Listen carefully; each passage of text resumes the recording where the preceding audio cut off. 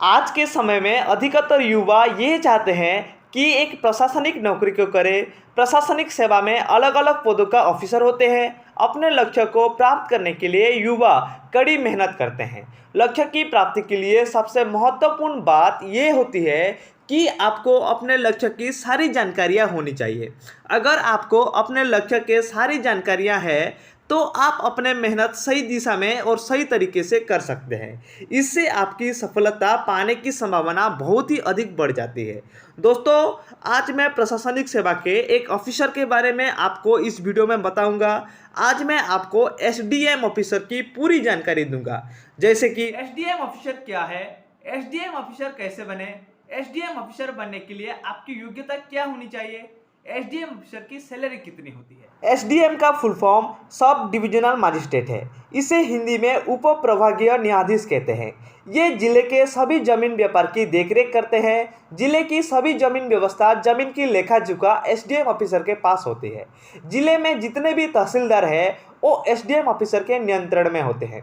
SDM officer के पास और भी बहुत सारे कामों का कार्यभार होता है, जैसे कि जिले में लोकसभा और विधानसभा के चुनाव का सही तरीके से आयोजित कराना, वाहनों और दुकानों का लाइसेंस जारी करना, विवाह यानी मैरिज का रजिस्ट्रेशन करवाना, विभिन्न प्रकार के पंजीकरण करवाना, ये सारे अधिकार एसडीएम ऑफिसर के पास होते हैं। एसडीएम के पास जिले के कई आपराधिक मामलों की सुनवाई भी होती है, जैसे कि जिले में नाबालिग आधारित जो अपराध होते हैं उनकी सुनवाई एसडीएम ऑफिसर करते हैं। दोस्तों, एसडीएम ऑफिसर बनने के लिए आपके पास दो रास्ते होते हैं। पहला, आप यूपीएससी की परीक्षा के द्वारा एसडीएम ऑफिसर बन सकते हैं, और दूसरा राज्य स्तर की सिविल सर्विस की परीक्षा जैसे पीसीएस की परीक्षा द्वारा भी आप एसडीएम ऑफिसर बन सकते हैं। एसडीएम ऑफिसर बनने के लिए अभ्यर्थी को किसी भी विषय में 55% अंकों के साथ ग्रेजुएशन की डिग्री किसी भी मान्यता प्राप्त यूनिवर्सिटी से होनी चाहिए। आरक्षित वर्गों के लिए 5% अंक की छूट दी गई है। सिविल सर्विस परीक्षा की सबसे अच्छी बात ये होती है कि इसमें आर्ट्स, साइंस, कॉमर्स सारे स्ट्रीम के बच्चे बैठ सकते हैं। एसडीएम ऑफिसर बनने के लिए न्यूनतम आयु 21 वर्ष और अधिकतम आयु 40 वर्ष तक की गई है।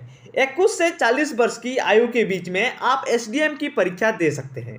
आरक्षित वर्गों के लिए आयु सीमा में कुछ वर्षों के लिए छूट दी गई है, जैसे कि ओबीसी कैटेगरी के लिए 5 वर्ष की छूट दी गई है।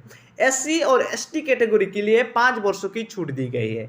दोस्तों, इसमें खेल का भी कोटा दिया गया है। अगर आप राज्य या जिला स्तर के किसी भी खेल के खिलाड़ी हैं तो आपको 5 वर्ष की छूट दी गई है। विकलांग यानी फिजिकल हैंडीकैप्ड लोगों के लिए भी 15 वर्ष की छूट दी गई है। सामान्य वर्ग के विद्यार्थी इस परीक्षा को 4 बार ही दे सकते हैं। आरक्षित वर्ग जैसे कि एससी और एसटी कैटेगरी के लोग इस परीक्षा में, इनके लिए परीक्षा में बैठने की कोई लिमिट नहीं है।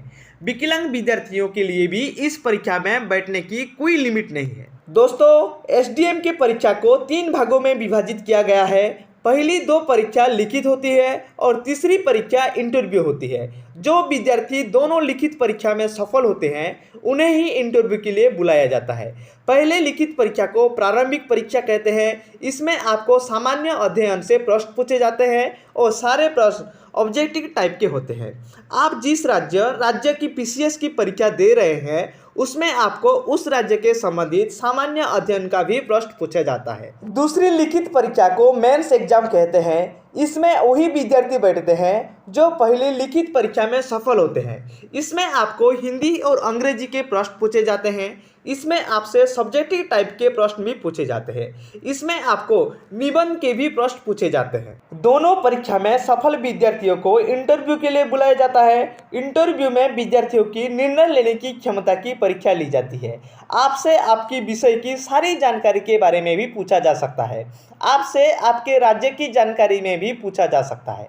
सबसे महत्वपूर्ण बात यह है कि इसमें आपके आत्मविश्वास की परीक्षा ली जाती है। कभी कभी इंटरव्यू में आपसे ये पूछा जाता है कि आप सिविल सर्विस ज्वाइन क्यों करना चाहते हैं, इसके लिए आप कहाँ से प्रेरित हुए।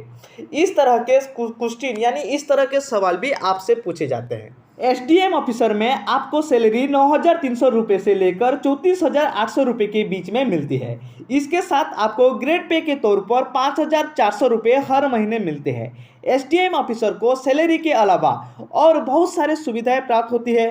एसडीएम ऑफिसर को रहने के लिए सरकारी निवास फ्री होते हैं। निवास में सिक्योरिटी गार्ड और रसोइया यानी कुकमैन की सुविधाएं भी प्राप्त होती है। सरकारी वाहन भी एसडीएम ऑफिसर को प्राप्त होती है। फ्री बिजली और फ्री टेलीफोन की सुविधाएं भी प्राप्त होती है।